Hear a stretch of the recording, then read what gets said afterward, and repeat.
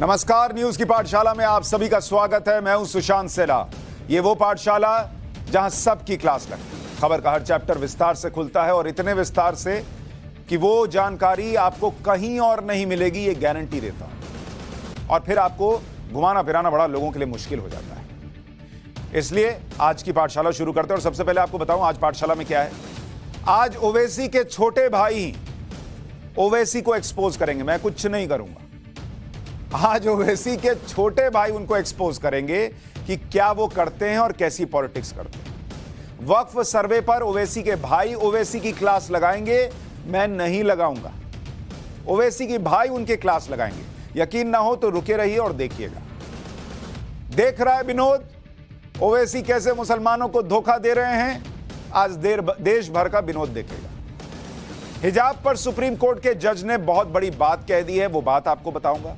स्कूलों में हिजाब बैन पर क्या फैसला आने वाला है। पीएम मोदी ने 35,000 करोड़ रुपए की बचत कैसे की, आज इसका भी चैप्टर है। लेकिन पाठशाला में आपको पता ही है, शुरुआत पहले दिन भर की बड़ी खबरों के एक साथ रिवीजन करके और फिर खोलूंगा पहली क्लास।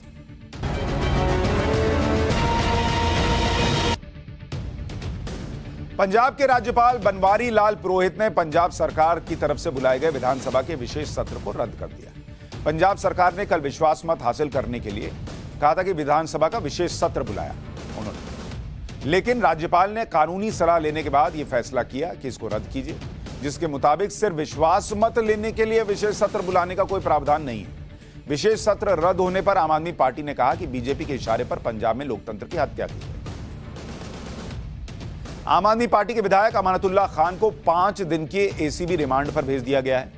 एंटी करप्शन ब्यूरो ने कोर्ट से 10 दिन की रिमांड मांगी थी। इसके लिए एसीबी ने कोर्ट में टाइम्स नाउ नवभारत की खबर का हवाला दिया और आरोप लगाया कि दिल्ली के फतेहपुरी में स्कूल को दुकानों में बदलकर भ्रष्टाचार किया गया। अमानतुल्लाह खान दिल्ली वक्फ बोर्ड के चेयरमैन हैं। 16 सितंबर को उन्हें गिरफ्तार किया गया था। अमानतुल्लाह के एक करीबी लड्डन को भी तेलंगाना से गिरफ्तार कर लिया गया है। राजस्थान के मुख्यमंत्री अशोक गहलोत ने आज सोनिया गांधी से मुलाकात की। दोनों नेताओं के बीच यह मुलाकात करीब 2 घंटे चली और इस बीच अशोक गहलोत ने कहा कि उन्हें अगर कहा जाएगा तो वो कांग्रेस अध्यक्ष पद के लिए नामांकन भर देंगे, लेकिन वो चाहते हैं कि वो बिना किसी पद के राहुल गांधी के साथ यात्रा करें। इस बीच कल यानी 22 सितंबर से कांग्रेस अध्यक्ष पद के लिए चुनाव प्रक्रिया शुरू हो जाएगी। अध्यक्ष पद के लिए नामांकन 24 सितंबर से 30 सितंबर तक किया जाएगा। तीस्ता सीतलवाड़ के खिलाफ जांच कर रही एसआईटी ने आज चार्जशीट गुजरात हाईकोर्ट में दाखिल कर दी। 100 पन्नों की चार्जशीट में तीस्ता सीतलवाड़ पर गंभीर आरोप लगाए गए। चार्जशीट में कहा गया है कि गुजरात के तत्कालीन मुख्यमंत्री नरेंद्र मोदी को फांसी की सजा दिलाने के लिए गहरी साजिश रची गई थी। इस साजिश में पूर्व आईपीएस आरबी श्रीकुमार और संजीव भट्ट भी शामिल थे, जो तीस्ता के लिए फर्जी दस्तावेज तैयार करके उनकी ऑफिशियल एंट्री करते थे। इसी साल जून में सुप्रीम कोर्ट ने गुजरात दंगों में पीएम मोदी को क्लीन चिट देते हुए तीस्ता सीतलवाड़ की भूमिका पर सवाल उठाए थे। उसके बाद तीस्ता को गिरफ्तार किया गया था और उनके खिलाफ एसआईटी गठित करके जांच शुरू की गई थी। 2 सितंबर को तीस्ता को जमानत मिली थी। जेलर को धमकाने के मामले में यूपी के माफिया मुख्तार अंसारी को 7 साल की सजा हुई है। इलाहाबाद हाईकोर्ट के लखनऊ बेंच ने 2003 के एक मामले में मुख्तार को सजा सुनाई। 2003 में मुख्तार ने लखनऊ के तत्कालीन जेलर एसके अवस्थी को जान से मारने की धमकी दी थी। लोअर कोर्ट ने मुख्तार को बरी कर दिया था, लेकिन हाई कोर्ट ने आज 7 साल की सजा सुनाई। मुख्तार अंसारी बीएसपी के टिकट पर 5 बार विधायक रह चुके हैं। मुंबई के शिवाजी पार्क में दशहरा रैली को लेकर उद्धव ठाकरे गुट आर पार की लड़ाई के मोड़ में। उद्धव ठाकरे गुट ने बॉम्बे हाईकोर्ट में याचिका दाखिल की है। याचिका में मांग की गई है कि हाईकोर्ट बीएमसी को निर्देश दे कि वो शिवाजी पार्क में शिवसेना के वार्षिक दशहरा रैली के लिए परमिशन दे। उद्धव ठाकरे गुट की याचिका में कहा गया है कि शिवसेना 1966 से शिवाजी पार्क में ही दशहरा रैली आयोजित करती रही। 26 अगस्त को बीएमसी से रैली के लिए अनुमति मांगी गई थी, लेकिन अभी तक बीएमसी ने अनुमति नहीं दी है। इससे पहले उद्धव गुट ने कहा था कि अनुमति मिले ना मिले, दशहरा रैली तो शिवाजी पार्क में ही होगी। ब्रिटेन में एक और मंदिर पर हमला हुआ है। बर्मिंघम में दुर्गा मंदिर पर 200 से ज्यादा लोगों की भीड़ ने हमला कर दिया। कुछ लोग मंदिर की दीवार पर चढ़ गए। भीड़ अल्लाहू अकबर के नारे लगाते हुए मंदिर में घुस गई। हालांकि सही समय पर पुलिस वहां पहुंच गई। हंगामा करने वाले लोगों को वहां से हटा दिया गया। इससे पहले रविवार को लेस्टर में एक मंदिर पर हमला हुआ था और भगवा झंडे को जला दिया गया था। मशहूर कॉमेडियन राजू श्रीवास्तव का आज निधन हो गया। राजू श्रीवास्तव का पिछले 42 दिनों से दिल्ली के एम्स में इलाज चल रहा था। 10 अगस्त को जिम में वर्कआउट करते समय राजू को हार्ट अटैक आया था, जिसके बाद से ही वो एम्स में भर्ती थे। 58 साल के थे। दिल्ली में ही उनका अंतिम संस्कार किया जाएगा। प्रधानमंत्री मोदी, गृहमंत्री अमित शाह और उत्तर प्रदेश के मुख्यमंत्री योगी आदित्यनाथ ने राजू श्रीवास्तव के निधन पर शोक व्यक्त किया है। तो दिन भर की खबरों का हो गया रिवीजन। कोई बड़ी खबर आपसे छूटी नहीं। अब पाठशाला की पहली क्लास, और इसमें आज ओवैसी के छोटे भाई ही असदुद्दीन ओवैसी की क्लास लगाएंगे।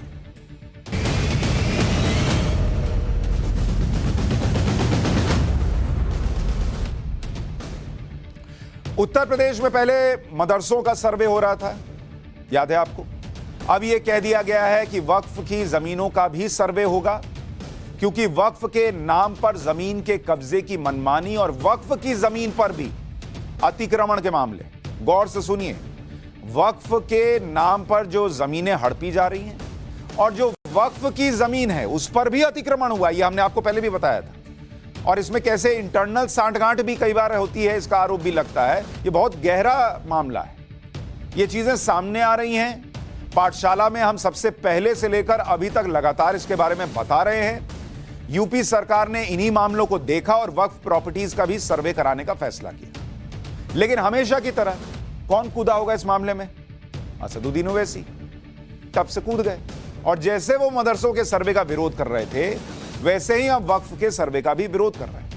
कह रहे हैं कि ये सर्वे नहीं है, मुसलमानों के खिलाफ साजिश है।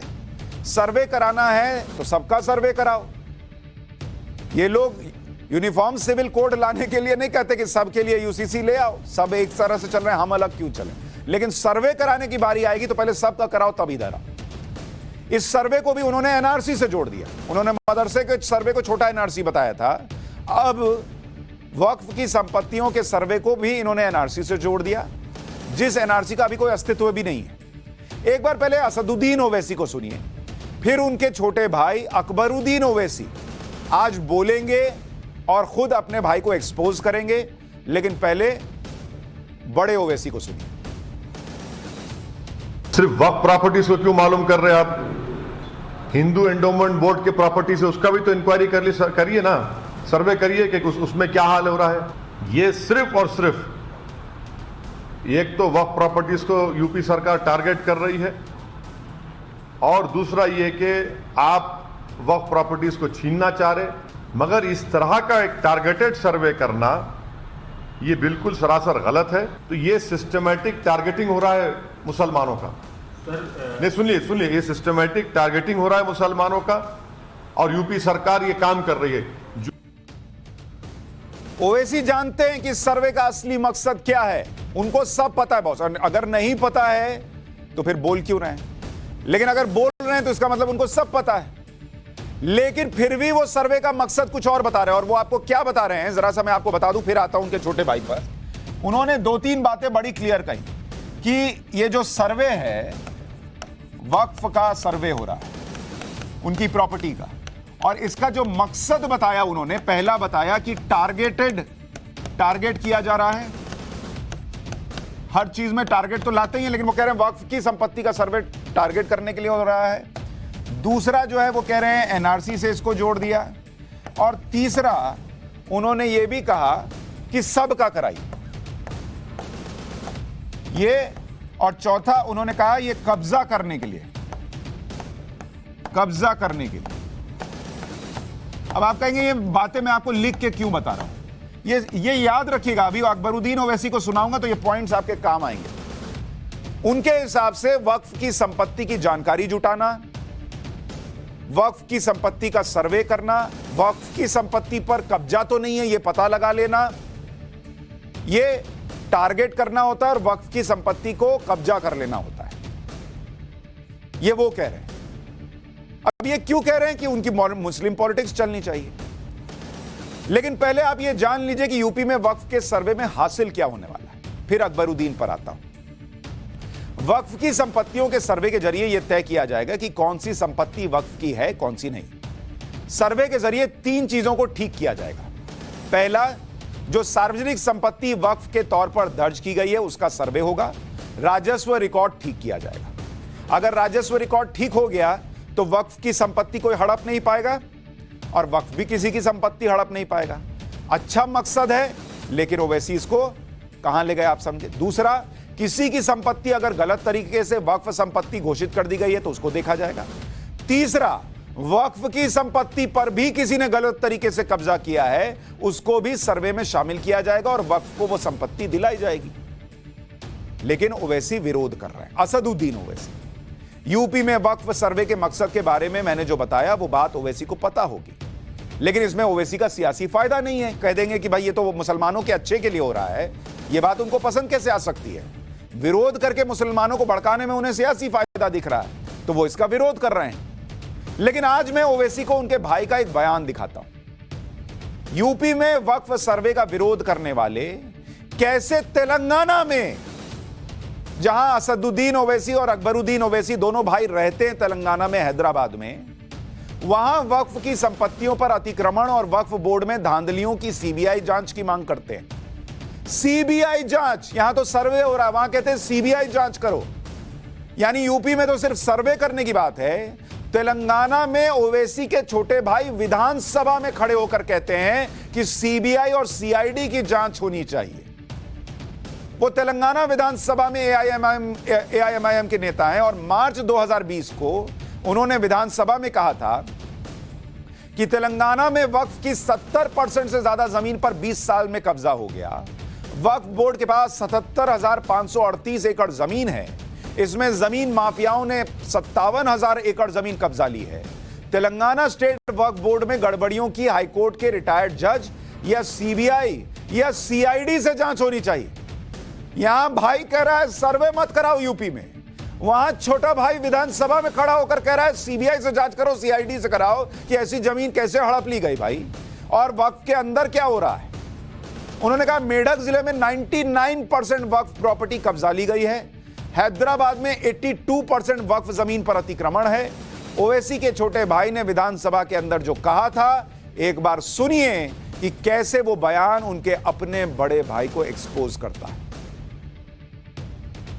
मैंने पहले भी कहा था और आज भी कह रहा हूं सर कि मैं हुकूमत से यह मुतालबा करता हूं कि आप सीबीसीआईडी इंक्वायरी करवाइए या व्हाइट पेपर जारी करवाइए, एक इंक्वायरी कमीशन बिठा के इंक्वायरी करवाइए कि आखिर ये औकाफी जमीनात कहां गए, किधर गए। और अफसोस के साथ कहना पड़ता है कि जो इंक्रोचमेंट है, इस इंक्रोचमेंट में 50% से ज्यादा इंक्रोचर अगर कोई है तो वह गवर्नमेंट इंस्टीट्यूशन है, सरकारी इंस्टीट्यूशन इसमें कब्जा करे हुए। सर फिर सेकंड सर्वे भी हुआ, सेकंड सर्वे में भी कई जमीनात आइडेंटिफाई हुए हैं कि वक्फ की जमीनात हैं और इनमें भी, इनके ऊपर भी आज तक भी इनका नोटिफिकेशन जारी नहीं किया गया। हुसैन शाह वाली रहमतुल्लाह अलैह की दरगाह हो या बाबा शरफुद्दीन साहब की दरगाह हो, दरगाह मीर मोमिन चुक की दरगाह का हो या आलेर की जमीन हो, ये कई जमीनात साहब, ये बड़ी फेरिस्त है, इतनी बड़ी फेरिस्त है कि क्या आज हर कोई कब्जा कर रहा है अपने जाती मकासद के लिए। बड़े बड़े लोग इसमें मुलविस हैं साहब, और आज हम यहां खड़े रह के मुतालबा करते हैं कि अकलियतों के लिए, मुसलमानों के लिए ये दीजिए वो दीजिए। मैं कहूंगा कि वो सारी चीजों के साथ साथ अगर हमको हमारे जमीनात दे देंगे साहब, हमारी जमीनात दे देंगे। मैं खत्म कर रहा हूं साहब, मैं मुसलसिल कह रहा हूं साहब, 25 बरस से चीख रहा हूं, चिल्ला रहा हूं और कह रहा हूं कि औकाफी जायदादें, औकाफी जायदादें, लेकिन हुकूमत के ऊपर कोई जू नहीं पड़ती है, कोई इस मसले पर संजीदगी के साथ गौर नहीं किया जाता है। वक्फ बोर्ड को लॉक किया गया, बंद किया गया, लेकिन क्या हुआ बताइए साहब। आज बड़ी बड़ी कंपनियां आ गई, मल्टीनेशनल कंपनियां आ गए, एयरपोर्ट्स आ गए हैं, लेकिन मुसलमान वहीं पर खड़ा है। मैं स्पीकर साहब आपसे पुरजोर मुतालबा करता हूं कि सीबीसीआईडी इंक्वायरी करवाइए, या नहीं तो मैं ये भी कहूंगा कि सीबीआई इंक्वायरी करवाइए या फिर सिटिंग जज के जरिए इंक्वायरी करवाइए कि कितने जमीनात है, कौन कब्जेदार है और कितनी जमीन बची हुई है। जितनी जमीन बची हुई है उसको तो एक सीबीसीआईडी का इंक्वायरी आप मांग रहे थे, हम जरूर आज ही आदेश दे देंगे कि वक्फ बोर्ड के जमीनात को महफूज रखने के लिए जो उसके साथ नाइंसाफी हुआ है उसको खोज के निकालने के लिए सीबीसीआईडी का इंक्वायरी आज ही डाल देते हैं, इसमें कोई शक नहीं। देख रहा है ना विनोद, ये लोग यूपी में वक्फ सर्वे का विरोध कर रहे हैं, लेकिन खुद ओवैसी के राज्य में तेलंगाना में वक्फ प्रॉपर्टीज का सर्वे भी होता रहा है, वो भी बताऊंगा। लेकिन भाई कहता है, ओवैसी बड़े भाई कहते हैं अगर वक्फ की संपत्ति का सर्वे हो जाए तो वो टारगेट करना होता है, तो अपने छोटे भाई को बुला के पूछें कि तुम तो सीबीआई सीआईडी की बात कर रहे हो कि उनसे जांच कराइए, तो क्या वो मुसलमानों को टारगेट करना है? क्या वो एनआरसी कराने की बात कर रहे थे तेलंगाना विधानसभा में खड़े होकर? क्या वो सबका सर्वे होना चाहिए ऐसी बात क्यों नहीं कह रहे थे? और कब्जा कर लेना चाहते थे क्या वक्फ की जमीन पर, जब कह रहे थे सीबीआई सीआईडी से जांच कराओ? यूपी के अंदर अगर कब्जा किया है नहीं किया है वक्फ की जमीन पर किसी ने, यह पता लगा लेने की कोशिश करें योगी आदित्यनाथ, तो वो मुसलमानों के लिए खतरा हो जाता है। और ये ओवैसी के छोटे भाई, वही 15 मिनट पुलिस हटा लो वाले भाई, वो कहते हैं कि तेलंगाना में कराइए सीबीआई सीआईडी से जांच कराइए वक्फ की जमीन पर कब्जा हो रखा। बड़े बड़े लोगों ने कर रखा है, सरकार ने कर रखा है। सरकार किसकी? केसीआर की, ओवैसी के बहुत बड़े दोस्त हैं। और सरकार ने वक्फ की जमीन के साथ कैसे किया, क्या किया? असदुद्दीन ओवैसी के बहुत करीबी हैं केसीआर, वो अभी आगे बताऊंगा। लेकिन तेलंगाना में सर्वे होता रहा है वक्फ की जमीनों का, वक्फ की प्रॉपर्टीज का। तेलंगाना बनने से बहुत पहले आंध्र प्रदेश में 1955 में वक्फ बोर्ड ने पहला सर्वे किया था, जो 10 साल तक चला था, और इसमें 38,529 वक्फ संस्थाओं की 1,33,000 एकड़ जमीन को नोटिफाई किया गया था। तब तो नहीं बोला कोई, तब तो ये नहीं थे पॉलिटिक्स में, लेकिन और जो लोग थे उन्होंने तो किसी ने विरोध नहीं किया। इसके बाद 2001 में तत्कालीन आंध्र प्रदेश सरकार ने वक्फ प्रॉपर्टीज के दूसरे सर्वे का ऐलान किया, जो 2016 में जाकर पूरा हुआ। तब आंध्र प्रदेश में जब हो रहा था, क्योंकि तब तेलंगाना अलग नहीं था, वहां वक्फ की प्रॉपर्टीज का सर्वे हो रहा था, तो एनआरसी आ रही थी। देख रहा ना विनोद? अक्टूबर 2017 में तेलंगाना में वक्फ बोर्ड ने अपनी पूरी संपत्ति का लेखा जोखा रखने और इसकी निगरानी के लिए सर्वे कराने का ऐलान किया था। तो वो खुद सर्वे करा ले तो ठीक है, लेकिन सरकार नहीं करानी चाहिए। देख रहा ना विनोद? तेलंगाना वक्फ बोर्ड ने 2017 में कहा था कि वो 30 सदस्यों की एक टीम बना रही है जो वक्फ की प्रॉपर्टीज के रेवेन्यू रिकॉर्ड और उनसे जुड़े कागजात इकट्ठा करेगी और इसे डीएम को दिया जाएगा, क्योंकि सरकार के अनुमान के मुताबिक तेलंगाना में वक्फ की 77,000 एकड़ से ज्यादा की जमीन में 75% जमीन पर अवैध कब्जा है। सितंबर 2020 में तेलंगाना वक्फ बोर्ड के चेयरमैन मोहम्मद सलीम ने कहा था कि पिछले 2-3 साल में वक्फ की 5,000 एकड़ जमीन को अतिक्रमण से मुक्त कराया गया। वक्फ बोर्ड की जमीन पर बने अवैध निर्माण को गिराने के लिए 2 स्पेशल टास्क फोर्स की टीम बनाई गई है। वक्फ की जमीन पर मुकदमों के लिए सीनियर वकील लगाए गए हैं। वक्फ की जमीन पर विवाद के करीब 2000 मुकदमे अलग अलग कोर्ट में चल रहे हैं। उत्तर प्रदेश में वक्फ की जमीनों का सर्वे हो जाए, किसी ने कब्जा किया है नहीं किया है, वक्फ ने किसी की जमीन पर कब्जा किया है, यह आरोप हमेशा के लिए खत्म हो जाए, यह नहीं होना चाहिए। तेलंगाना में हो सकता है। जिस तेलंगाना सरकार के ओवैसी एक तरह से सहयोगी हैं और जिन मुख्यमंत्री के चंद्रशेखर राव से ओवैसी बहुत फ्रेंडली हैं, उनकी सरकार ने जब वहां के वक्फ बोर्ड के दावे वाली जमीन पर सुप्रीम कोर्ट में केस जीता था, तब ओवैसी कुछ नहीं बोले। उनके मित्र की सरकार वक्फ की जमीन, जो वक्फ कहती थी उसकी जमीन है, और उनकी सरकार कहती थी यह सरकारी जमीन है, मामला सुप्रीम कोर्ट ले गई और मामले को जीता, और यह मामला इसी साल का है। लेकिन देख रहा ना विनोद, ओवैसी कुछ नहीं बोले। फरवरी 2022 में सुप्रीम कोर्ट ने हैदराबाद की 1654 एकड़ जमीन पर तेलंगाना सरकार का मालिकाना हक बताने वाला ऑर्डर दिया था, जिस जमीन पर वक्फ बोर्ड दावा कर रहा था। यह मामला मणिकोंडा में एक दरगाह से जुड़ी हुई जमीन का था, जिस पर वक्फ बोर्ड का दावा था और जिसे सरकार ने यूनिवर्सिटी और टाउनशिप बनाने के लिए लीज पर दे दिया था। इसके खिलाफ वक्फ बोर्ड हाईकोर्ट चला गया और हाईकोर्ट में जमीन के मालिकाना हक के दावे का केस भी जीत गया था। लेकिन सरकार सुप्रीम कोर्ट चली गई और यहां पर वक्फ बोर्ड को झटका लगा और 1654 एकड़ जमीन पर तेलंगाना सरकार को मालिकाना हक मिल गया। वक्फ बोर्ड की तरफ से सुप्रीम कोर्ट में यह दलील दी गई थी कि तेलंगाना सरकार ने उनकी 1 लाख करोड़ रुपए से ज्यादा की कीमत की जमीन हड़प ली है। देख रहा ना विनोद? ओवैसी साहब के मित्र वक्फ के दावे वाली जमीन को सुप्रीम कोर्ट ले गए और केस जीत गए तो सब ठीक है, लेकिन यूपी में सर्वे हो जाए तो छोटा एनआरसी बता देते हैं। देख रहा है ना? और किस तरह से चीजें होती हैं आप देखिए। इसका मतलब वक्फ भी सरकारी जमीन पर कब्जा करता है ना भाई। सुप्रीम कोर्ट में मामला जीता ना सरकार ने तेलंगाना की, तो क्यों नहीं सर्वे होना चाहिए? जब आरोप लग रहे हैं कि वक्फ ने भी कब्जा किया और वक्फ की जमीन पर कब्जा हुआ है, वो भी हटना चाहिए। इसी तरह से जब ज्ञानवापी मस्जिद की बात होती है तो ओवैसी कहते हैं कि एक और मस्जिद शहीद नहीं होने देंगे, जबकि खुद ओवैसी के हैदराबाद में कई मस्जिदें गिरी, लेकिन ओवैसी उस तरह से नहीं बोले जैसे ज्ञानवापी के मामले में बोलते रहे। जुलाई 2020 में हैदराबाद में नया सचिवालय बनाने के लिए 2 मस्जिदें गिराई गई। इनमें एक मस्जिद थी मस्जिद दफातीरे मुआतमदी और दूसरी मस्जिद थी मस्जिद हाशमी। जनवरी 2021 में तेलंगाना के नेकनामपुर मणिकोंडा नगर पालिका में एक मस्जिद गिराई गई। फरवरी 2022 में तेलंगाना के शमीरपेट इलाके में 400 साल पुराने कुतुबशाही जमाने की मस्जिद गिराई गई। मई 2019 में ग्रेटर हैदराबाद नगर निगम में सड़क चौड़ी करने के लिए मस्जिद खाना को तोड़ दिया गया। लेकिन देख रहा ना विनोद, ओवैसी साहब वैसे बोले जैसे ज्ञानवापी पर बोलते हैं। तेलंगाना में वक्फ की जमीन सरकार ने ले ली, बताई, मतलब सरकार की थी, ले क्या ली, सरकार ने केस जीता, ले हो गई उसकी, लेकिन ओवैसी कुछ नहीं बोले। वहां भाई कहता है विधानसभा में सीबीआई सीआईडी की जांच कराओ, पर ओवैसी कुछ नहीं बोलते। सब उनको यूपी में नजर आता है। आपको यहां यह भी बता दूं कि वक्फ एक्ट 1995 के सेक्शन 4 और 5 में वक्फ संपत्तियों के सर्वे की बात भी है। ऐसा नहीं कि सरकार मनमानी कर रही है। वक्फ एक्ट 1995 का सेक्शन 4 और 5, इसके मुताबिक वक्फ एक्ट के तहत किसी संपत्ति का सर्वे भी राज्य सरकार के खर्चे से होगा। इसके लिए राज्य सरकार को सर्वेक्षण आयुक्त, सहायक सर्वेक्षण आयुक्त नियुक्त करना होगा। यह तो ओवैसी की राजनीति है। अब आपको यूपी के वक्फ सर्वे के बारे में थोड़ा सा और बता देता हूं, क्योंकि कुछ लोग ये कहेंगे कि अरे नहीं नहीं वहां कुछ और हो रहा है, वो लोग तेलंगाना में कुछ और बोल रहे थे। लेकिन पाठशाला में चैप्टर कंप्लीट होता है तो आपको कोई घुमा नहीं सकता। क्यों यूपी सरकार ने वक्फ की संपत्तियों के सर्वे का आदेश दिया, क्या जरूरत पड़ गई, यह भी आपको समझना चाहिए। योगी सरकार ने यह फैसला इसलिए लिया क्योंकि केंद्रीय अल्पसंख्यक मंत्रालय की तरफ से कहा गया कि वक्फ की जमीन पर अवैध कब्जे हो रहे हैं।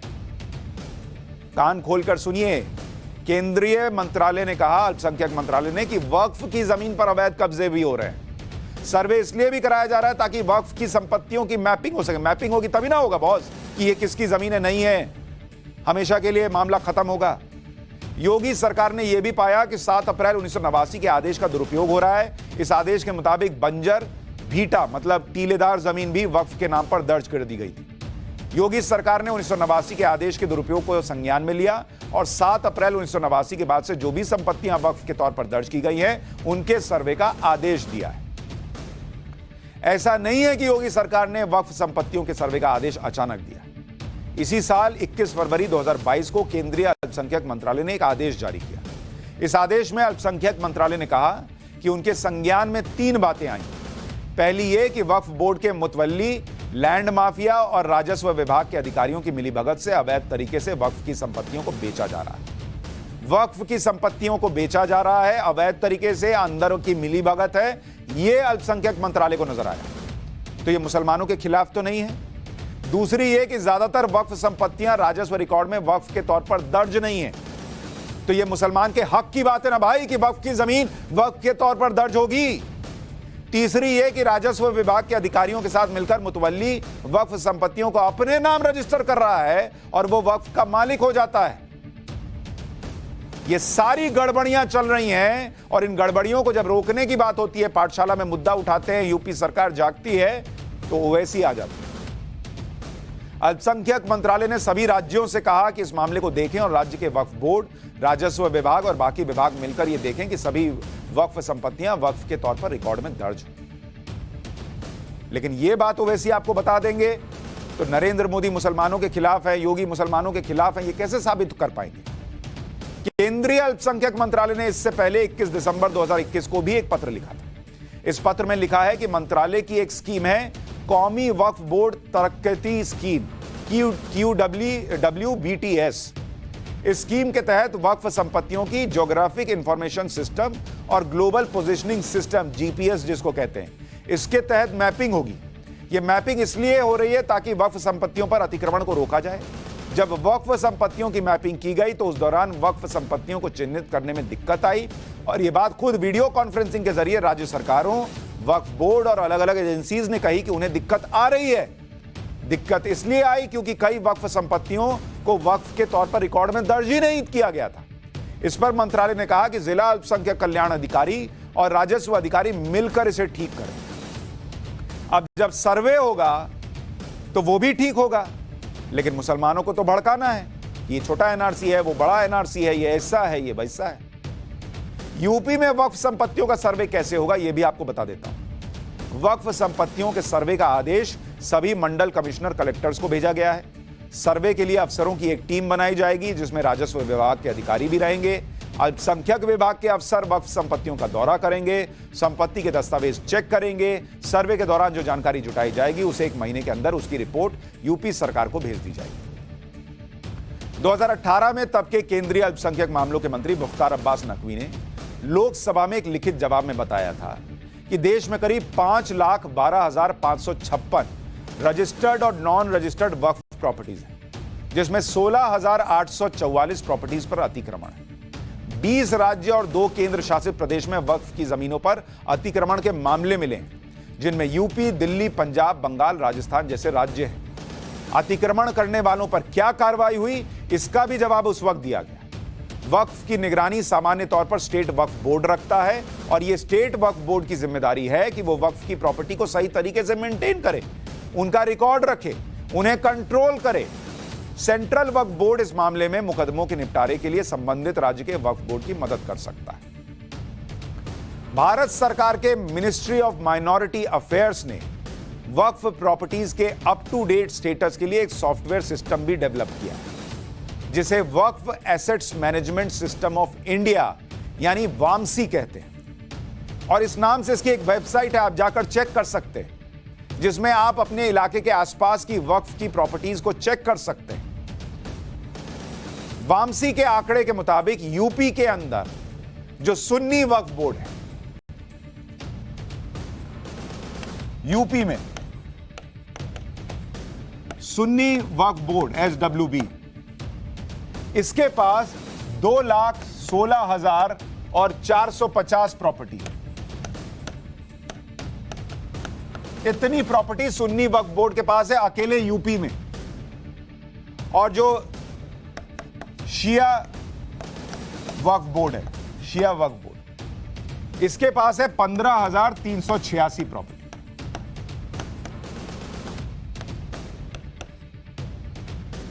इतनी प्रॉपर्टी है अकेले यूपी में। वामसी के डेटा के मुताबिक यूपी में सुन्नी वक्फ बोर्ड के पास जो 2 लाख से ज्यादा प्रॉपर्टीज हैं, उनमें करीब 91,000 प्रॉपर्टी ऐसी है जिस पर कोई मुकदमा या लोन नहीं है। 700 से ज्यादा प्रॉपर्टीज पर मुकदमे चल रहे हैं, 1800 प्रॉपर्टीज पर अतिक्रमण है, और 1,21,000 से ज्यादा प्रॉपर्टीज ऐसी है, प्लस 1,21,000 से ज्यादा प्रॉपर्टी जिनके बारे में जानकारी ही उपलब्ध नहीं है। 1,21,000 प्रॉपर्टी सुन्नी वक्फ बोर्ड की यूपी के अंदर, जिसके बारे में कोई जानकारी ही नहीं है। और सर्वे होता है तो वैसे ही कहते हैं सर्वे मत कराइए, ये मुसलमानों के खिलाफ है। इसी तरह से शिया वक्फ बोर्ड के पास जो 15,000 से ज्यादा प्रॉपर्टी है, उसमें 6,000 से ज्यादा प्रॉपर्टी पर कोई मुकदमा लोन नहीं है, 27 पर केस चल रहा है, 96 पर अतिक्रमण है। लेकिन यहां पर 9,000 से ज्यादा ऐसी है, 9,000 प्लस, जिसके बारे में कोई जानकारी नहीं है। मतलब इधर 1,21,000, इधर 9,000, इन दोनों को ऐड कर दीजिए प्लस 9,000, तो ये 1,30,000 प्रॉपर्टी अकेले उत्तर प्रदेश के अंदर है, यहां यूपी में, जिसके बारे में कोई जानकारी नहीं है। और ये लोग कहते हैं आप सर्वे मत कीजिए। क्यों भाई, ये देश चल रहा है या कुछ और चल रहा है कि जिसके मन में जो आएगा, जैसे मन आएगा रख लेगा?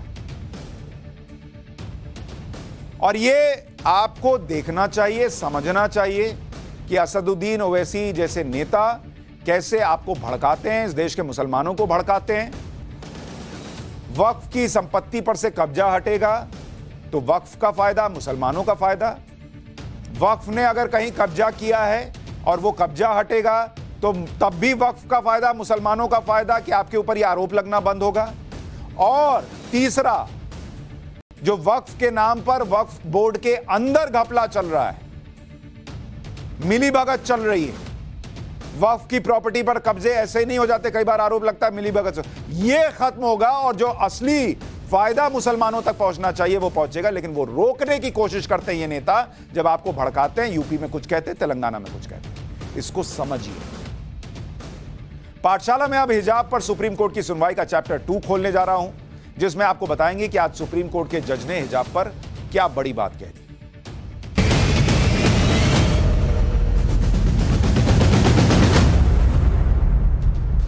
कल हमने आपको बताया था कि कर्नाटक के स्कूलों में हिजाब बैन पर सुप्रीम कोर्ट में कैसी दलीलें रखी गई थी। हिजाब के समर्थन में सुसाइड बॉम्बर से लेकर लव जिहाद तक का जिक्र हो गया था। आज लगातार 9वें दिन सुप्रीम कोर्ट में इस बात पर सुनवाई हुई कि कर्नाटक में स्कूलों के अंदर हिजाब पहनने की इजाजत होनी चाहिए या नहीं। इस मामले में आज कर्नाटक सरकार की तरफ से एडवोकेट जनरल पी नवदगी और additional solicitor general K M. Nataraj ने दलीलें रखी।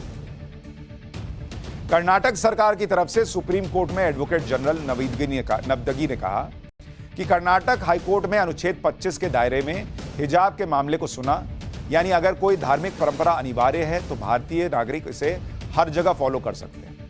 सुप्रीम कोर्ट ने कहा कि सवाल यह है कि अगर हम ये मान भी लें कि हिजाब अनिवार्य धार्मिक परंपरा नहीं है, तो फिर यह किस तरह की परंपरा होगी। इस पर एडवोकेट जनरल ने ए.एस. नारायण बनाम आंध्र प्रदेश राज्य के मामले को पढ़ते हुए कहा कि हिजाब सिर्फ एक धार्मिक परंपरा है, धर्म का अनिवार्य हिस्सा नहीं है। यह कोर्ट के अंदर जो बातचीत चल रही, सुनवाई हो रही, वो आपको बता रहा हूं। इस पर जस्टिस हेमंत गुप्ता ने कहा कि दलील यह है कि कुरान में जो कुछ भी लिखा है वो अनिवार्य है और पवित्र है। इस पर एडवोकेट जनरल नवदगी ने जवाब दिया कि वो कुरान के एक्सपर्ट नहीं है, लेकिन इसी कोर्ट ने कम से कम 3 बार कहा है कि कुरान में लिखा हर शब्द धार्मिक हो सकता है लेकिन अनिवार्य नहीं। यानी कुल मिलाकर कर्नाटक सरकार की तरफ से इसी तर्क के आसपास दलीलें रखी गई कि हिजाब इस्लाम में अनिवार्य नहीं है और कुरान में जो लिखा है वो सब अनिवार्य नहीं हो सकता। अपनी दलीलों को आगे बढ़ाते हुए कर्नाटक सरकार के एडवोकेट जनरल नवदगी ने हिजाब का जिक्र किया और कहा कि कई मुस्लिम महिलाएं हिजाब पहनना पसंद नहीं करती। जो मुस्लिम महिलाएं हिजाब नहीं पहनती हैं वो दूसरों के मुकाबले कम इस्लामिक नहीं होती। अगर हिजाब पहनना इस्लाम का अनिवार्य हिस्सा होता तो इसे हर जगह लागू करना पड़ता, लेकिन ऐसा नहीं है। एडवोकेट जनरल नवदगी ने यह भी कहा कि उन्होंने बहुत सी मुस्लिम महिलाओं को हिजाब पहने हुए नहीं देखा है। इन्हीं दलीलों के बीच जस्टिस हेमंत गुप्ता ने भी कह दिया। जज साहब ने कितनी बड़ी बात कही, सुनिए। वो कहते हैं कि वो पाकिस्तान में किसी को जानते हैं जो लाहौर हाईकोर्ट के पूर्व जज हैं और उनकी 2 बेटियों में से किसी ने भी कभी हिजाब नहीं पहना। जज साहब कोर्ट के अंदर कह रहे हैं कि मैंने उनकी लाहौर में हाईकोर्ट के जज को जिनको वो जानते हैं उनकी 2 बेटियों में से किसी को हिजाब पहने नहीं देखा। पाकिस्तान इस्लामिक राष्ट्र है। इसके बाद जस्टिस गुप्ता ने निजी अनुभव का जिक्र किया और कहा कि वो पंजाब, पटना और मध्य प्रदेश में बहुत रहे हैं, लेकिन पटना और मध्य प्रदेश में कई मुस्लिम परिवार देखे जो हिजाब नहीं पहनते थे, जहां की महिलाएं। अरे हम लोग रहे पटना में भाई, हमारे यहां गर्ल्स स्कूल में मुस्लिम लड़कियां आती थी, वो हिजाब नहीं पहनती थी। या अचानक से आज नया सुन रहे हैं कि भाई बिना हिजाब पहने हम स्कूल में जाएंगे ही नहीं। एडवोकेट जनरल के बाद कर्नाटक सरकार की तरफ से additional solicitor general K M. Nataraj ने भी दलील पेश की। ASG KM. नटराज ने सुप्रीम कोर्ट में कहा कि सरकार ने किसी धार्मिक पहलू को नहीं छुआ है, ना तो किसी धार्मिक गतिविधियों पर रोक लगाई है और ना ही किसी धार्मिक गतिविधि को प्रोत्साहित किया है। यानी हिजाब को नहीं रोका गया है, स्कूल में हिजाब को रोका गया है। स्कूल एक सेक्युलर प्लेस है, स्कूल के अलावा राज्य में कहीं भी हिजाब पर कोई बैन नहीं है, ये एएसजी ने कहा। यह किसी संस्थान में अनुशासन का एक साधारण मामला है, किसी भी धर्म या व्यक्ति के साथ भेदभाव नहीं किया गया।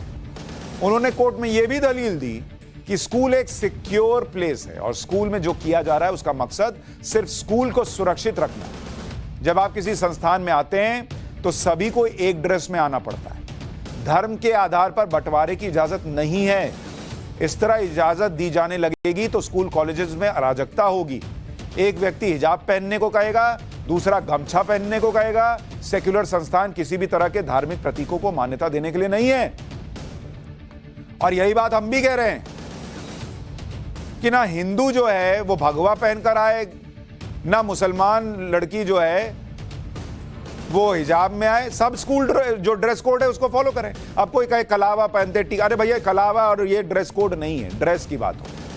और ये बहुत सिंपल सी बात है, मुद्दा बनाना है तो सुप्रीम कोर्ट में चलेगा, नहीं बनाना चाहते हैं तो आराम से हो जाएगा। लेकिन जब कुछ लोग तेलंगाना में सर्वे कराएंगे और यहां पर जो है उसको मुसलमान के खिलाफ बताएंगे, यूपी में कुछ लोग तेलंगाना में मस्जिद टूटेगी तो चुप बैठेंगे, ज्यादा हल्ला नहीं करेंगे, यूपी में जो है वो कहेंगे कि हम देखते हैं कैसे टूट जाएगा। तो उनका जब मकसद ही यही है कुछ लोगों का कि भाई इस देश में मुसलमान को ये फील होते रहना चाहिए कि आपके साथ गलत हो रहा है, तो वो हर चीज का मुद्दा बनेगा। और कल मैंने आपको बताया था कि कैसे पीएफआई का एंगल आ गया था कि पीएफआई के बोलने के बाद ये सब शुरू हुआ, वरना उस स्कूल के अंदर भी लड़कियां जो है हिजाब पहन के नहीं जाती थी। एएसजी नटराज ने यह भी कहा कि कल कोई व्यक्ति कह सकता है कि बुर्का एक अधिकार है और वो हवाई अड्डे पर जाकर अपना चेहरा दिखाने से मना कर दे। उस स्थिति में तब यह कोई नहीं कह सकता कि एक धार्मिक अधिकार है। सभी धार्मिक अधिकारों को संतुलित करना होगा। कोई यह नहीं कह सकता कि यह मेरा पूर्ण अधिकार है। इसके बाद कर्नाटक सरकार का पक्ष रखते हुए एडवोकेट जनरल नवदगी ने फिर से दलीलें पेश की और उन्होंने कहा कि अगर कोई छात्र गलत यूनिफॉर्म पहनता है और शिक्षक उसको वापस भेज देता है तो क्या छात्र कोर्ट जाकर यह कह सकता है कि उसकी अभिव्यक्ति की स्वतंत्रता पर प्रतिबंध लगाया जा रहा है? यूनिफॉर्म का नियम सिर्फ अनुशासन बनाए रखना है। हमारे यहां स्कूल में होता था, एक से एक हीरो आते थे, टाई इधर पहनी है उधर पहनी है। वो जमाने में तो टीचर मार भी देते थे, सीधा पहनो, बाहर खड़ा कर देते थे 3 दिन हीरो बन जाए। अब वो जाए सुप्रीम कोर्ट में लड़ ले, मेरी आजादी है, मैं टाई यहीं पहनूंगा, मैं माथे पे लगाऊंगा। ये कोई आजादी है? इस पर जस्टिस सुधांशु धूलिया ने पूछा कि हो सकता है कुछ स्कूलों में यूनिफॉर्म ना हो तो आप उन्हें कैसे रोक सकते हैं। इस पर एडवोकेट जनरल नवदगी ने कहा कि सभी सरकारी स्कूलों में सरकार यूनिफॉर्म तय करती है। कर्नाटक पहली से 10वीं तक के छात्रों को मुफ्त यूनिफॉर्म दी जाती है कर्नाटक में। जहां तक यूनिवर्सिटीज की बात करें तो कॉलेज डेवलपमेंट काउंसिल यूनिफॉर्म तय करते हैं और छात्रों को वो मानना पड़ता है। अगर कहीं यूनिफॉर्म ना हो तो कुछ ऐसा पहनें जिससे कानून व्यवस्था प्रभावित ना हो और वो एकता और समानता को प्रेरित करे। इस पर जस्टिस गुप्ता ने पूछा कि क्या अगर कोई हेड स्कार्फ पहनता है तो क्या वो एकता को प्रभावित करता है, मतलब हिजाब पहनता है तो? इस पर एडवोकेट जनरल ने कहा कि अगर स्कूल इस पर पाबंदी नहीं लगाते तो सरकार इस मामले के बीच में नहीं आती। मतलब स्कूल ने अगर कहा होता कि आ जाओ हिजाब पहन के तो सरकार नहीं आती। स्कूल कह रहा है कि भैया ये स्कूल के नियम कायदे का मामला है। आज सुप्रीम कोर्ट ने हिजाब पर कर्नाटक हाईकोर्ट के ऑर्डर का अनुवाद भी मांगा। इस पर कर्नाटक के एडवोकेट जनरल प्रभुलिंग नवदगी ने कहा कि आज शाम तक उन्हें इसका अनुवाद मिल जाएगा। कर्नाटक हाईकोर्ट ने स्कूलों में यूनिफॉर्म के पक्ष में फैसला दिया था। 15 मार्च 2022 को 3 जजेस की बेंच ने स्कूलों में हिजाब पहनने की इजाजत देने से इनकार कर दिया था। अपने फैसले में हाईकोर्ट ने कई बड़ी बातें कही थी। कोर्ट ने कहा था कि हिजाब इस्लामिक परंपरा का अनिवार्य हिस्सा नहीं है, यह हाईकोर्ट कह चुका है। अनुच्छेद 19(1)(a) के तहत अभिव्यक्ति की आजादी के मौलिक अधिकारों पर यूनिफॉर्म एक उचित पाबंदी है। इसका मतलब है कि आपको अभिव्यक्ति की आजादी तो है लेकिन जरूरी पाबंदियों के साथ, और स्कूलों के अंदर यूनिफॉर्म वही एक उचित पाबंदी है। सरकार के पास फैसला लेने का अधिकार है, यह भी हाईकोर्ट कह चुका है।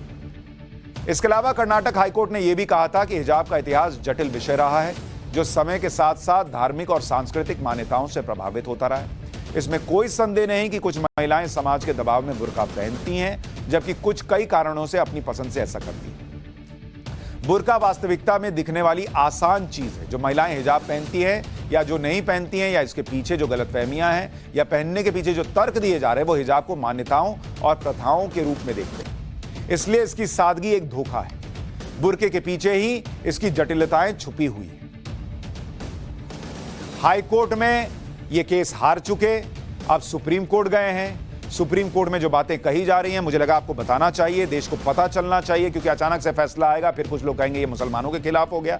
चर्चा क्या हुई आपको बताया ही नहीं जाएगा। और जैसे हिंदुस्तान में हिंदुओं को, अगर हिंदू महिलाओं को इतना इतना घूंघट करने के लिए कहा जाता है तो हिंदू समाज उसका विरोध करता है।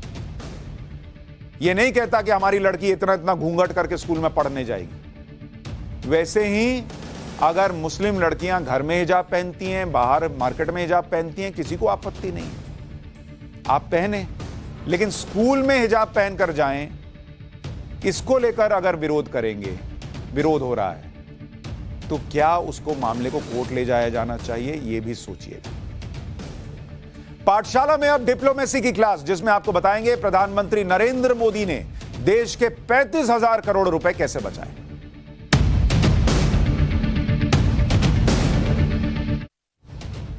इस देश में कुछ लोग पीएम मोदी के विदेश दौरों पर सवाल उठाते रहे हैं, कितना घूमते हैं, जब देखिए घूमने चले जाते हैं, वगैरह वगैरह वगैरह वगैरह। यही लोग कहते रहे कि पीएम को तो विदेश नीति की समझ ही नहीं है। यही लोग कहते रहे कि पीएम की विदेश नीति फेल है। लेकिन सच क्या है, ये दुनिया बता रही है। सच क्या है, ये पूरी दुनिया खुलकर बोल रही है। इस वक्त संयुक्त राष्ट्र महासभा की बैठक चल रही है, जिसमें दुनिया भर के नेता आकर बोल रहे हैं। वहां पर पीएम मोदी की बातें हो रही है। पीएम मोदी ने अभी कुछ दिन पहले समरकंद में एससीओ की मीटिंग में रूस के राष्ट्रपति पुतिन के सामने कह दिया था कि यह युद्ध का समय नहीं है बॉस। मुंह पे बोल दिया, बहुत अच्छे दोस्त हैं, इनके खिलाफ जाकर वोट नहीं किया, अमेरिका नाराज हो गया, सब चला। लेकिन जब दोस्त सामने बैठा तो मुंह खोलकर बोल दिया कि ये युद्ध का वक्त नहीं है, दुनिया खत्म हो जाएगी बॉस, कोरोना के संकट काल में आप युद्ध लड़िएगा। बोल दिया भारत ने। ये स्टैचर है आज की डेट में भारत का कि रूस को बैठ के बोल दिए ये लड़ने का वक्त है बॉस, देश संभालिए। फ्रांस के राष्ट्रपति इमैनुअल मैक्रों ने यूनाइटेड नेशन जनरल असेंबली में पीएम मोदी के संदेश पर बात करते हुए कहा कि भारत के प्रधानमंत्री नरेंद्र मोदी ने सही कहा था कि यह समय युद्ध का नहीं है। फ्रांस के राष्ट्रपति को सुनिए। Narendra Modi, the Prime Minister of India, was right when he said the time is not for war. It is not for revenge against the West or for opposing the West against the East. It is the time for a collective time for our sovereign equal states. चूंकि Macron जो है वो French में बोल रहे थे तो उसका अंग्रेजी ट्रांसलेशन आ रहा था और उसका हिंदी ट्रांसलेशन हमने नीचे लिखा था। आज दुनिया में भारत की का जो कद है आप उससे समझिए कि भारत ने ये कहा और ये कितनी सही बात है, ऐसे समझाया जाता है। किसी जमाने में लोग कहते थे अरे अमेरिका ने ये कहा है तो ये सही बात है, रूस ने कहा है ये सही बात है। आज भारत जो कहता है वही सही बात होती है। इसी तरह से अमेरिका के एनएसए जैक सुल्विन ने समरकंद में पुतिन के सामने दिए प्रधानमंत्री मोदी के बयान पर कहा कि वो सैद्धांतिक बयान था और अमेरिका इसका स्वागत करता है। Mr. Modi said a statement of principle on behalf of what he believes is right and just. Was very much welcomed by the United States and for the Indian leadership, which has long-standing relationships in Moscow from the very top all the way through the Russian government, to continue to reinforce that message that now is the time. 15 सितंबर को प्रधानमंत्री Narendra Modi SCO summit में हिस्सा लेने के लिए Uzbekistan के समरकंद गए थे, जहां 16 सितंबर को पीएम मोदी और रूस के राष्ट्रपति व्लादिमीर पुतिन की मुलाकात हुई थी। इस दौरान पीएम मोदी ने यूक्रेन से युद्ध के मुद्दे पर पुतिन से जो कहा था वो आज ग्लोबल मैसेज बन गया। आपको प्रधानमंत्री नरेंद्र मोदी का वो बयान भी एक बार सुनवाता हूं। एक्सेलेंसी, मैं जानता हूं कि आज का युग युद्ध का है नहीं, और हमने फोन पर भी कई बार आपसे इस विषय में बात की है कि डेमोक्रेसी और डिप्लोमेसी और डायलॉग, ये सारी बातें ऐसी हैं कि जो दुनिया को एक स्पर्श करती हैं। आने वाले दिनों में शांति के रास्ते पर हम कैसे बढ़ सके, उसके विषय में जरूर आज हमें चर्चा करने का मौका मिलेगा। आपका व्यू पॉइंट समझने का मुझे भी एक अवसर मिलेगा। लेकिन फिर भी जो विषय हैं जिसकी बातें मैं करता रहता हूं, एक्सेलेंसी, भारत और रशिया के संबंध अनेक गुना बढ़े हैं। हम इन संबंधों को इसलिए भी महत्व देते हैं कि हम एक ऐसे मित्र रहे हैं जो पिछले कई दशकों से हर पल एक दूसरे के साथ रहे हैं। कुछ लोग कहते हैं नरेंद्र मोदी को कुछ नहीं आता, विदेश नीति भी नहीं आती। नरेंद्र मोदी ने एक सांस में यह भी बता दिया कि ये युद्ध लड़ने का वक्त नहीं है, और दूसरी सांस में यह भी याद दिला दिया कि हम कितने दशक से आपके दोस्त रहे। सामने वाला नाराज भी होना चाहे तो कैसे नाराज होगा, पिछला सब याद आ गया, भक्त से बल्ब जल गया। यह होती है डिप्लोमेसी। और भारत अपना स्टैंड खुद तय करता है, ना अमेरिका के दबाव में ना रूस के दबाव में।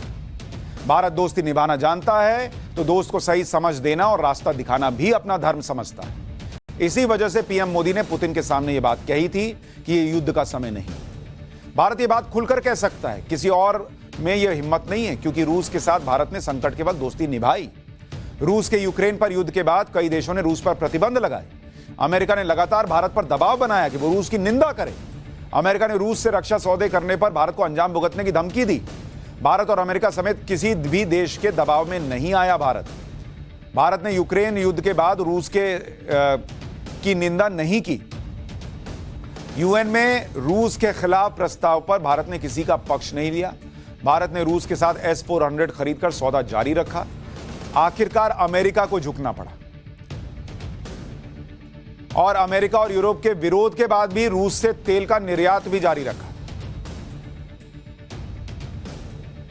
जब पूरी दुनिया रूस पर प्रतिबंध लगा रही थी, रूस से तेल खरीदना बंद कर रही थी, उस समय प्रधानमंत्री मोदी ने रूस से ऑयल इंपोर्ट जारी रखा था। अभी पिछला जो निर्यात कहा वो कहा कि रूस निर्यात कर रहा था, भारत तो आयात करता है। और कैसे पीएम मोदी ने भारत के 35,000 करोड़ रुपए बचाए, ये आपको बताता हूं। भारत ने रूस को सस्ती दर पर तेल देने के लिए कहा, जिसके बाद रूस ने भारत को भारी डिस्काउंट दिया। आज भारत रूस का दूसरा सबसे बड़ा ग्राहक है। भारत अपनी जरूरत का 12% तेल रूस से लेता है। इसका असर यह हुआ है कि पिछले 6 महीने में रूस से भारत का तेल निर्यात 8 गुना बढ़ गया है। अप्रैल जुलाई 2021 में 1.3 अरब डॉलर का तेल खरीदा गया था। अप्रैल जुलाई 2022 में 11.2 अरब डॉलर का तेल खरीदा गया। सस्ते दर पर रूस से तेल खरीदने पर भारत को 35,000 करोड़ रुपए की बचत।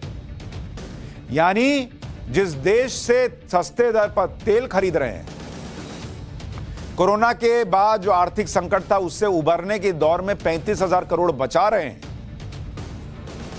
उसके मुंह पर बैठकर समझा रहे हैं कि लड़ाई बंद करो।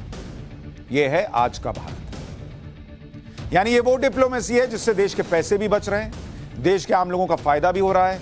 क्योंकि महंगा तेल खरीदने का मतलब यह था कि देश में तेल के दाम और बढ़ जाना, लेकिन सस्ता तेल खरीदने की वजह से देश में दाम को स्थिर रखने में मदद मिली। और देश हित में पीएम मोदी ने दुनिया के सामने न झुकते हुए भारत के हित की बात की और रूस से तेल की खरीद पर किसी के दबाव को नहीं माना। यह है आज का भारत। पाठशाला में अब वीडियो ब्रेकिंग का चैप्टर।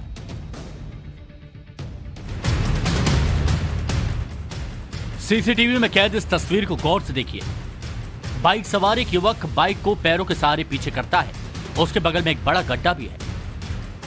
अचानक बाइक सवार अनबैलेंस होता है और वो सीधे गड्ढे में धड़ाम से गिर जाता है। यह पूरा मामला सीसीटीवी में कैद हो गया। वहां मौजूद लोग फौरन युवक को बाहर निकालते नजर आए। एक बार फिर आप वो तस्वीर देखिए जिसमें युवक की एक गलती से बड़ा हादसा हुआ। महज 3 सेकंड में युवक बड़े गड्ढे में गिरा। गनीमत रही कि गड्ढा ज्यादा गहरा नहीं था, गड्ढे में ज्यादा पानी नहीं था, नहीं तो बड़ा हादसा हो सकता था।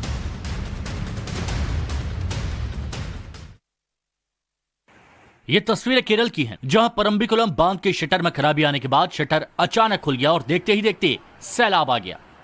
चिलक्कुडी नदी का जल स्तर अचानक बढ़ गया। चिलक्कुडी नदी तट के आसपास रहने वाले लोगों को फौरन सुरक्षित जगह पर जाने के निर्देश दिए गए। बांध के गेट खुलने के बाद 20,000 क्यूसेक पानी लगातार बह रहा है। इससे आप अंदाजा लगा सकते हैं कि हालात क्या होंगे।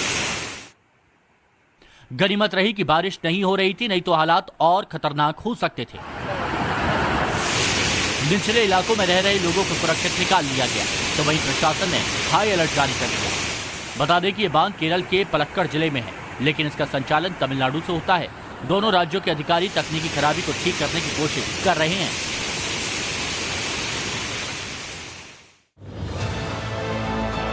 पानी पानी हुआ स्टूडियो पर न्यूज का शो जारी रहा। बाढ़ का पानी भी नहीं रोक पाया खबरों की रफ्तार। आपने राज कपूर का dialogue the show must go on तो सुना ही होगा, लेकिन बॉलीवुड के इस मशहूर डायलॉग की लाइव तस्वीरें अमेरिका में देखने को मिली, जहां एक टीवी न्यूज चैनल ने मूसलाधार बारिश के बाद बाढ़ आने का अनुमान तो लगा लिया, लेकिन बाढ़ का ये पानी चैनल के स्टूडियो के न्यूज़रूम तक भी पहुंच जाएगा, इसका अंदाजा कोई नहीं लगा सका। हालांकि जब बाढ़ का पानी स्टूडियो तक पहुंचा तो एंकर ने वहीं से लाइव तस्वीरें दिखाना शुरू कर दिया। सोशल मीडिया पर जब इस नायाब न्यूज प्रेजेंटेशन का वीडियो वायरल हुआ तो खबरें दिखाने वाले खुद एक खबर बन गए।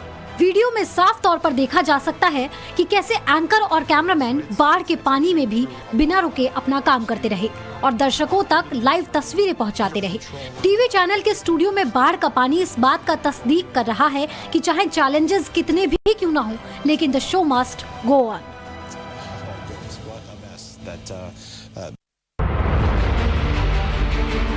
यह तस्वीरें ताइवान की हैं। रविवार को 7.2 की तीव्रता से आए भूकंप ने तबाही मचा दी है। तस्वीरों में आप देख सकते हैं सड़कों पर दरारें आ गई, बिल्डिंग ताश के पत्तों की तरह ढह गई, चारों तरफ मलबा ही मलबा नजर आ रहा है। इस भूकंप का एक और वीडियो सीसीटीवी कैमरे में कैद हो गया, जो काफी वायरल हो रहा है। यह वीडियो यहाँ के रेलवे स्टेशन का है, जहाँ प्लेटफॉर्म पर एक ट्रेन को खड़े देखा जा सकता है। यह भूकंप इतना तीव्र था कि इसने इस ट्रेन को खिलौने की तरह हिलाकर रख दिया। वीडियो देखकर साफ पता चलता है कि भूकंप की तीव्रता कितनी तेज थी। नदी पर बना एक पुल ढह गया, यातायात पूरी तरह से ठप हो गया, गाड़ियां चकनाचूर हो गई। ताइवान में इससे पहले इतनी भयानक तबाही कभी नहीं आई थी।